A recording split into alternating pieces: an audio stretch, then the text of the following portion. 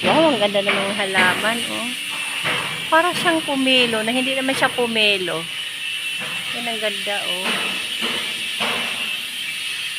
Ang ganda ng pagka-trend ng, ano, ng ito. Oh. Ganda ng mga halaman pag mga mayayaman, ang gaganda. Daming palamuti sa mundo.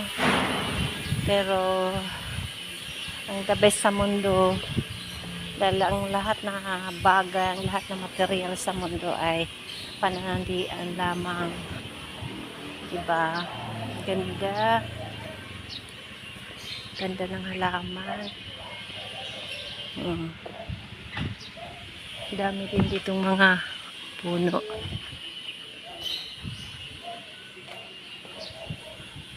Also this one. Mga bonsai sila. Yung mga bonsai na yan, mahal yan bilhin. Yan. Ganda, oh. Saka dami nilang mga mangga.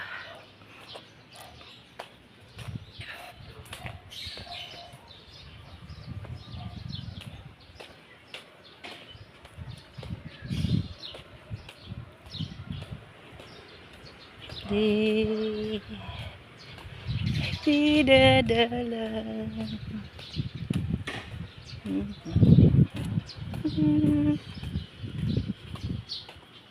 Yan.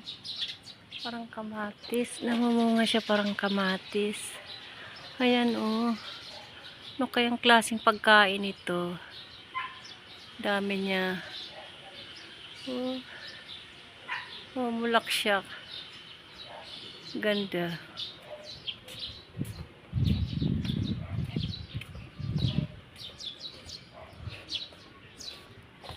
Tayong mga Pilipinos, mga mayayaman,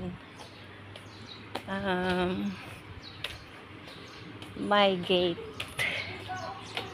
May gate talaga para ang purpose ng gate ng bahay ay safety. O hindi tayo mapasok ng mga alam na nyo. Pero sa Amerika raw, sa Amerika walang ganun. Ka-open lang yung mga bahay. Sa bahay ng mga mayayaman, laging open lang. At saka dapat yung mga lote malaki ang square meter. Tapos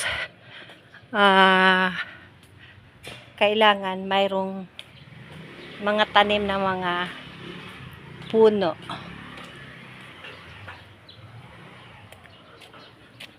Mga tanim na puno para ano sa mga baha. Ito isa din tong kaganda ng puno na to. Parang Christmas tree siya.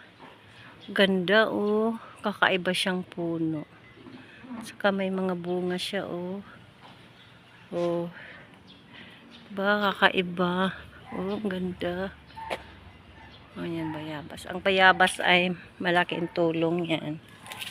Kapag sumasakit ang tiyan mo, pwede ka kakain.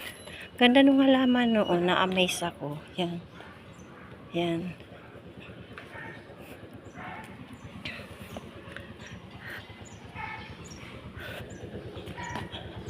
Saka itong mga puno na to.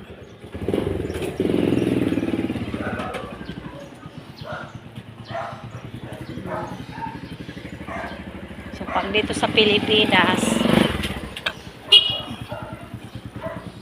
mga bahay, todo sara, todo ang talagang protect sa mga taong hindi tama. Yan. May punong ano. Morning. Tingnan mo yung coral nila, yung gate nila. Talagang as in. So, better next time. Sana nagustuhan yung video ko. Please like and share. Thanks for watching, guys. Malapit na ako.